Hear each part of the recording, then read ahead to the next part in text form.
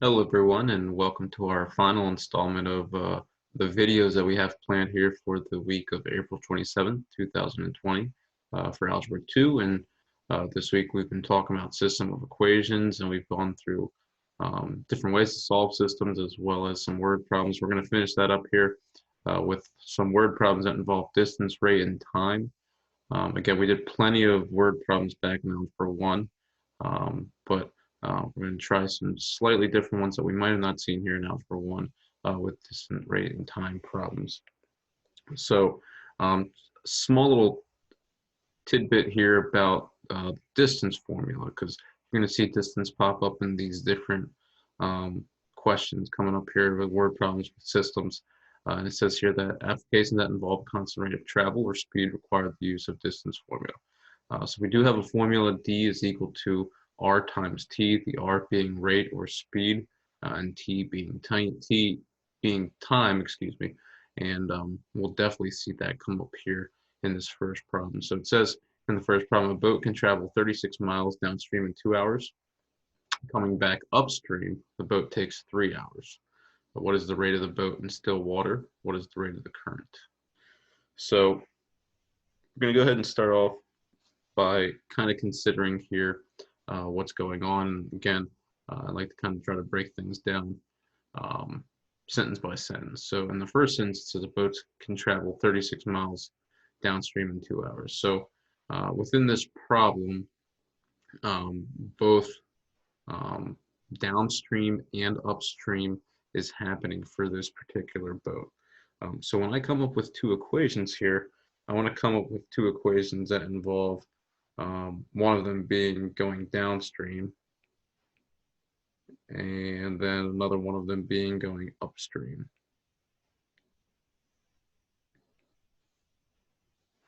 And this is going to be the basis of our two different equations here. And we can see early on traveling 36 miles, that's a distance.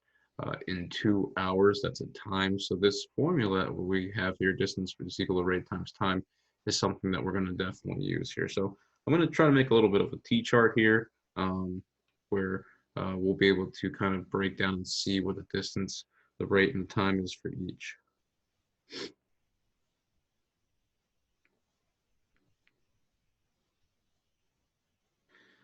So when we start off this word problem here, and we're going downstream, we're traveling 36 miles, um,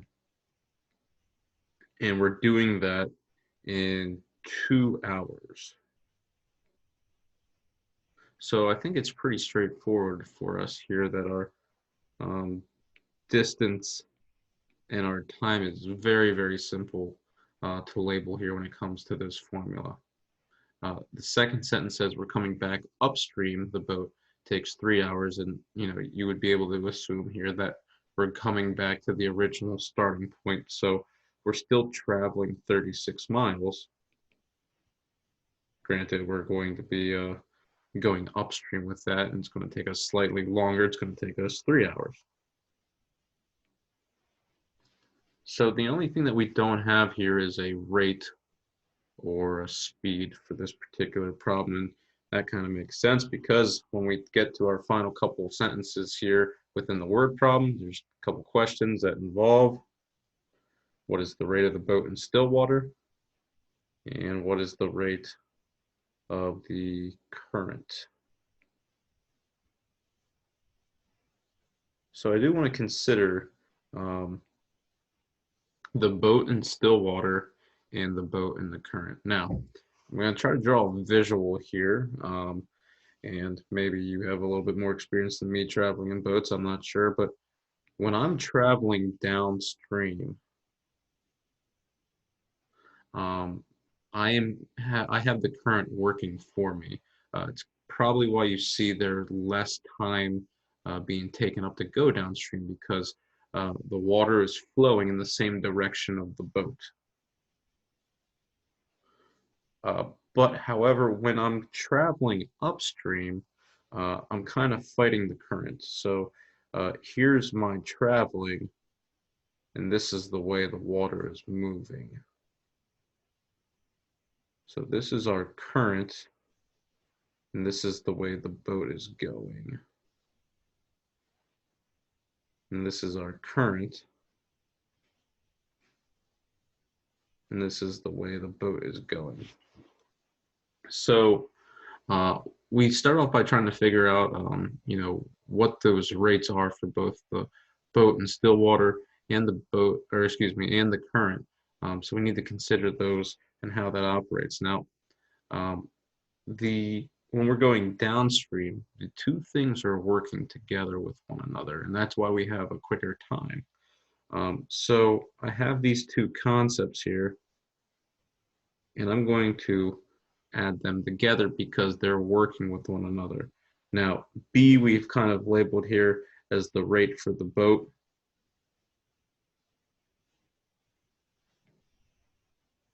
And C we've kind of figured out here is the rate of the current. Now we're traveling here a certain amount of miles and a certain amount of hours. So, you would assume here that our rate is actually going to be miles per hour. And the opposite of that would be the case here for when we go upstream. The boat's going in one direction, the current's going in the other direction, and they're working against one another. So we'll go with boat minus current because, again, they are working against each other. Now I need to have my table set there. I want to go ahead and apply what we know about with the distance formula, which d is equal to r times t.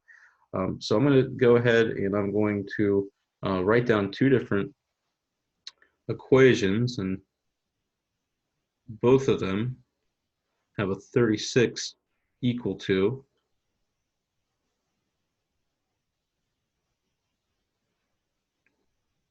so my downstream formula or an equation would be 36 is equal to 2 times the quantity b plus c. And I switched around the 2 and the b plus c just because I like to have a coefficient out there in the front, a whole number like the number 2 is.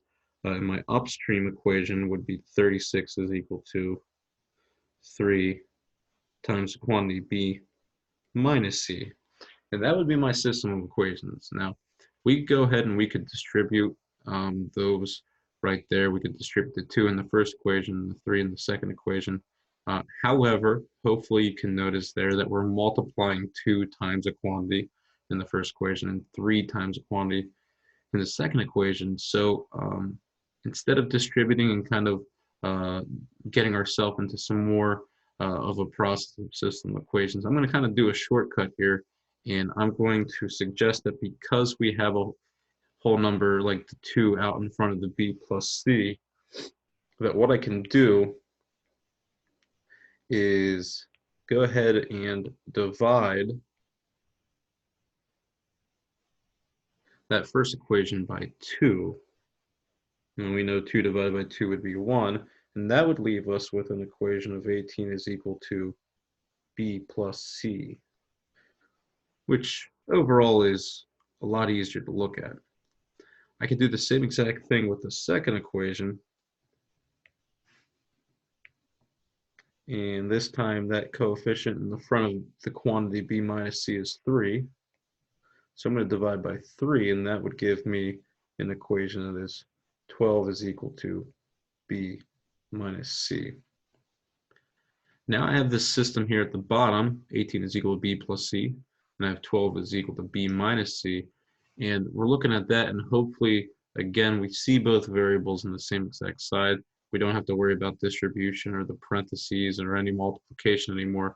We can look at that and say, it would seem as if it would be extremely simple for us to use the elimination method because our c values, our c variable, has opposite coefficients. The first equation has a 1c, the second one has a negative 1c. So I'm going to go ahead and solve this system of equations here by using the elimination method. So I'm going to go ahead and add the two equations together. I got 18, 12 is 30, b plus b is 2b, c minus c would be 0, c which we know would eliminate out, and we would get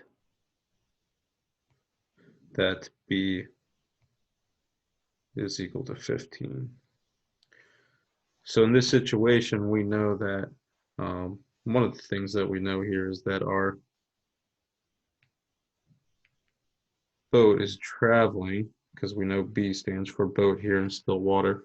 Our boat would be traveling here at 15, and again, our rate for this problem was distance over time, which would be 15 miles per hour.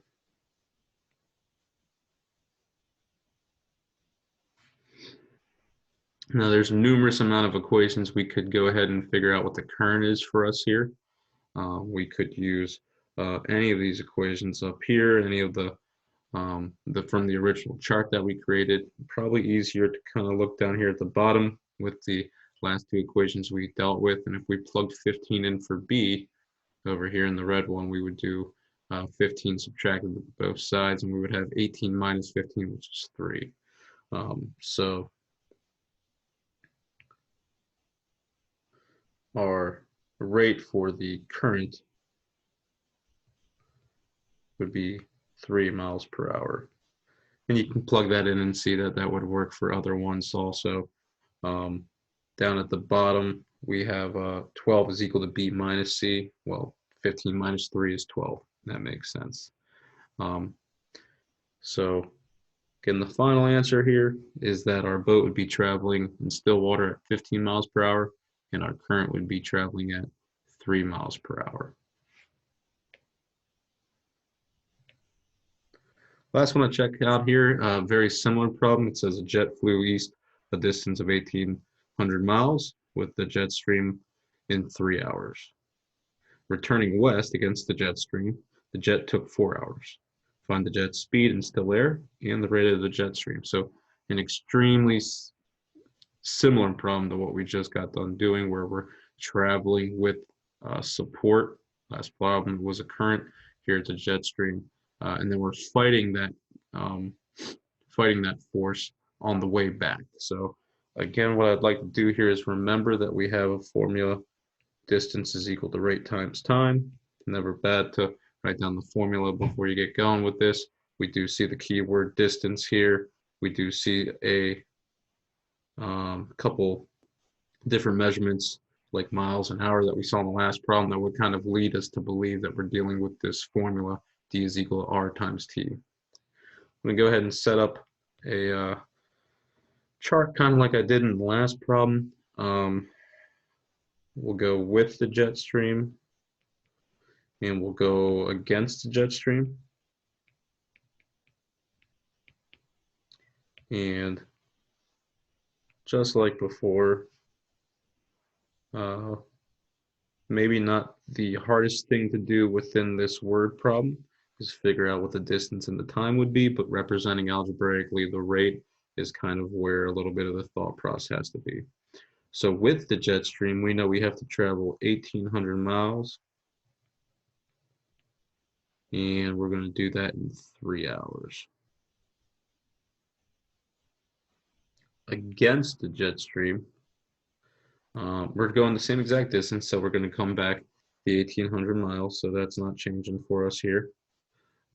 But we have 4 hours. It's going to take us longer because we're fighting the jet stream, which kind of makes sense just generally speaking. Using the jet stream again as a visual, here's our plane going. The jet stream's traveling with us, so we're getting that support. Here's our plane traveling. There's the jet stream. We're now fighting it, and I guess the arrows might be backwards on that, but again, we're fighting. We're going against jet stream in that second situation. So maybe we'll use the letter J here for 1, and we'll use the well, maybe we'll call it plane. Let's go with plane. And the jet stream, so we don't use the same exact variable. Could always use like X and Y also. It's not a big deal. So we'll go with P and J, And then we're going to be fighting that jet stream in the second situation. So our plane's still going, but we're fighting the jet stream. So we would have P minus J in that second equation. Again, the same exact process as before. What we want to do here is use that formula, D is equal to R times T. We do have more than one term for the rate, so it would make sense for us to write that out using parentheses as a quantity. I'm going to leave myself a little bit of space because I can see that, again, the rate here, which is, or excuse me, the time, apologize for that, the time here, again, is a whole number. It's constant for us. So we can go ahead and use that to kind of help ourselves out here.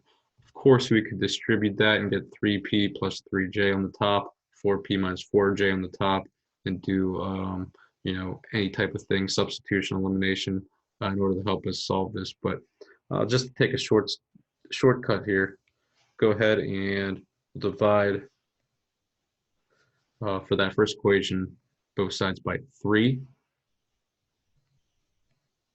Then we'd get 600 is equal to p plus j. And for that second equation, we can go ahead and divide both sides by 4.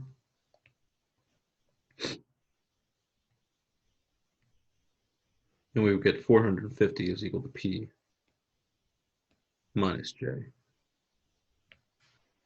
Very conveniently, again, we can see here that we have both variables on the same side of an equation, so it's in standard form. We do have one of the variables, the letter j here, that has opposite coefficients already. So if we use the elimination method, j is definitely a great choice for us to eliminate right off the get-go. So I'm going to add the two equations together. 600 plus 450 would be 1050. P plus P would be 2P. And then we know J minus J would be 0J. However, 0 times anything would be 0. So go ahead with just the P there. We'll divide both sides by 2. So the speed of the plane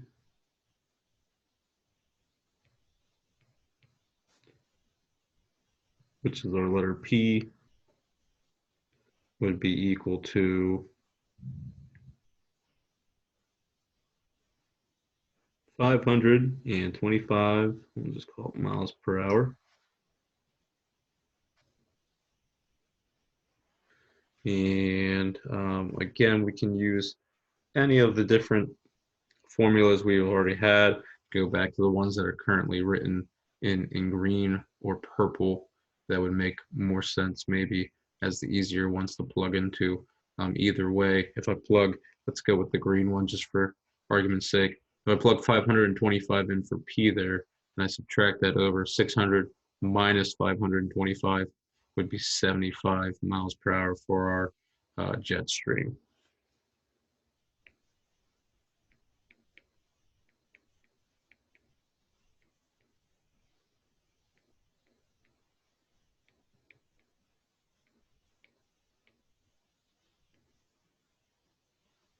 We can always go back and check that with the other equations. For instance, if I did 525 minus 75 like it would be in purple, that would be 450.